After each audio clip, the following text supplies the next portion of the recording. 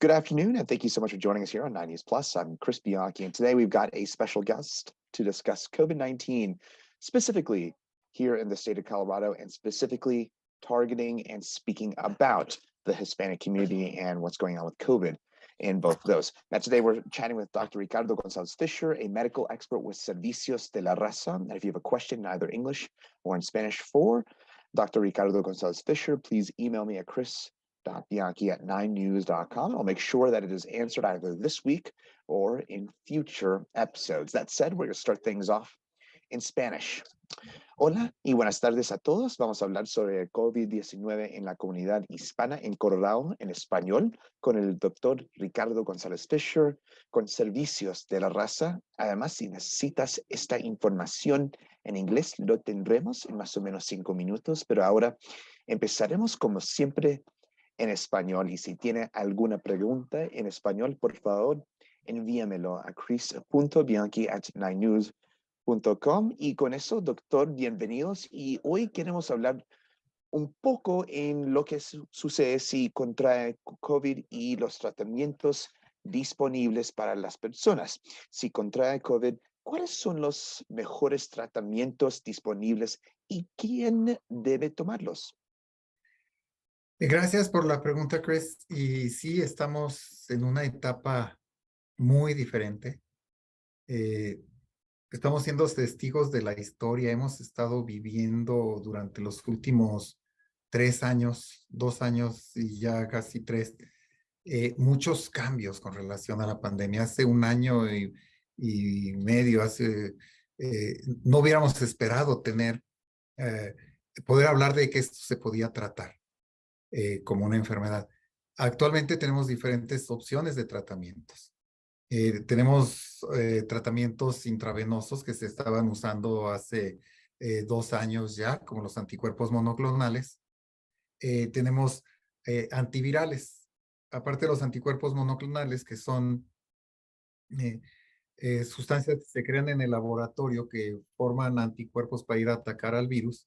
Tenemos ahora medicamentos que se pueden tomar por vía oral. Tenemos 2 medicamentos diferentes. Tenemos el Paxlovid, que genera el laboratorio Pfizer, y tenemos otro que se llama Molnupiravir, que este es producido por Merck. Son 2 medicamentos orales, que son pastillas que pueden tomar las personas una vez que empiezan a tener síntomas. Aparte, tenemos otros antivirales, otros medicamentos que destruyen al virus, que se pueden aplicar por vía intravenosa por 2 o 3 días en pacientes que son de alto riesgo o que tienen unas enfermedades graves por COVID-19. Ahora, ¿quién debe recibir el tratamiento? De acuerdo a CDC, han cambiado las definiciones, los Centros de Control de Enfermedades, y actualmente se consideran personas de riesgo, hombres y mujeres de 50 años o más, mucho más riesgo si tienen más de 65 años, personas que tienen alguna afección adquirida antes, respiratoria, asma, enfermedad pulmonar, COPD, enfermedad pulmonar obstructiva crónica, problemas hepáticos, problemas del hígado, problemas de su inmunidad, incluyendo los diabéticos. Entonces, una persona que tenga cualquiera de estas características puede ir actualmente a su farmacia, porque acaban de autorizar que el farmacéutico puede hacer la prueba, y una vez que demuestre que tiene una prueba positiva, pueden empezar el tratamiento en los primeros 3 días. Bueno, y yo creo que ya dijiste esto, pero ¿cuál es la mejor y más fácil manera de obtener esos tratamientos, doctor? La mejor manera y la más fácil es hablar por teléfono o ir a ver al médico de cabecera. Ahora, muchas de las personas que nosotros atendemos no tienen una clínica o un médico particular o un proveedor de salud primario. Si no cuenta con el médico, entonces puede ir a su farmacia. No tiene que ir a una sala de urgencias, puede ir a la farmacia, decir, me siento enfermo, creo que tengo COVID, le hacen la prueba y le dan el tratamiento. Entonces, directamente a su farmacia. Y con eso, doctor, ¿hay otros tratamientos para COVID en proceso ahora? Siguen desarrollándose nuevos antivirales. Afortunadamente, gracias a dos cosas. Uno, la población, tenemos un alto porcentaje de la población vacunada. Y cuando estamos vacunados, la enfermedad deja de ser, el riesgo de tener una enfermedad severa disminuye considerablemente. Y la otra es que estamos ante una variable del virus que, aunque es muy contagiosa, tiende a no generar cuadros tan extremos o tan graves. Entonces, en este momento, no necesitamos más tratamientos más agresivos. Pero yo insisto en que tenemos que estar alerta y usar nuestros cubrebocas y estar vacunados. Sí, con eso, ¿puede contarnos más sobre las clínicas de vacunación que Servicios de la Raza está organizando y alcanzando toda la gente también? Si este jueves vamos a estar en el Consulado de México en la mañana, de 9 a 1 de la mañana, de 9 de la mañana a 1 de la tarde en el Consulado de México. Insisto, no hay que ser mexicano y no hay que tener nada que hacer en el consulado. Si quieren ir, como vayan llegando, la persona que llegue se les atenderá con mucho gusto. Es el jueves. A partir de las 4 de la tarde, previa cita, vamos a atender personas en Servicios de la Raza. Y el fin de semana, el viernes vamos a viajar para estar vacunando en Grand Junction el sábado y el domingo. Entonces, lejos, pero el otro lado del estado y más para alcanzar toda la gente en el estado de Colorado. Y con eso, doctor, gracias. Y eso concluye la parte en español de nuestro programa. Ahora seguiremos en inglés.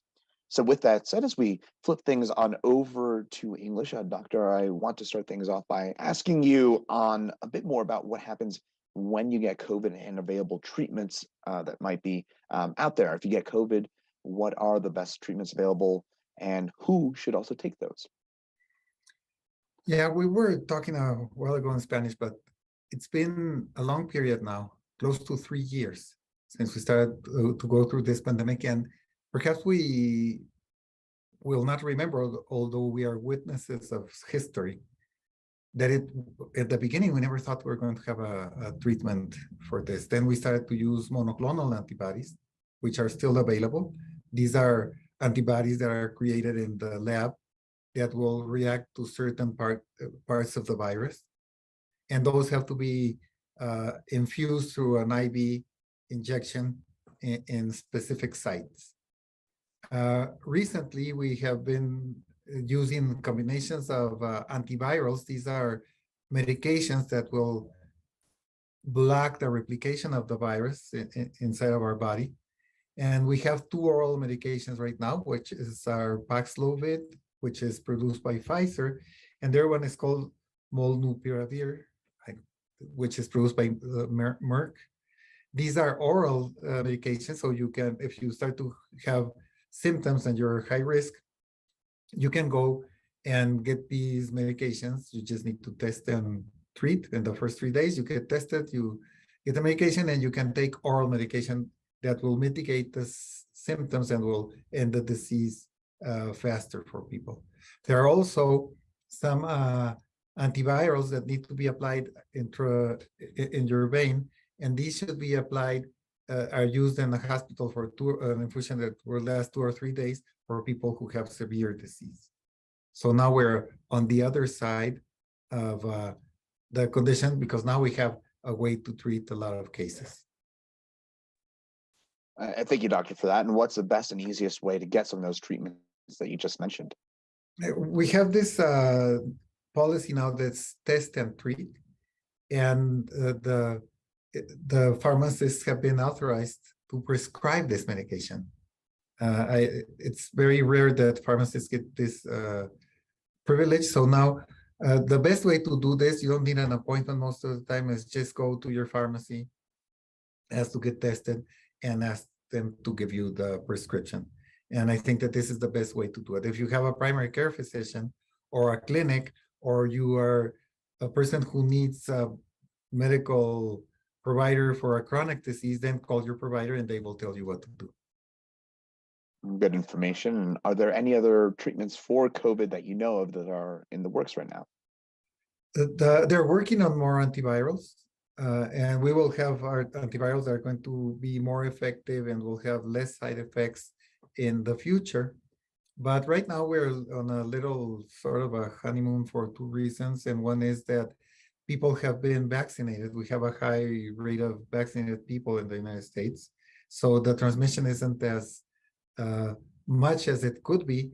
And because people are vaccinated, they are not getting a complicated disease as they were if they were not vaccinated. And the other thing is that we're fighting a variant that isn't as aggressive, although it's more contagious, but not as aggressive as the primary virus that we were treating.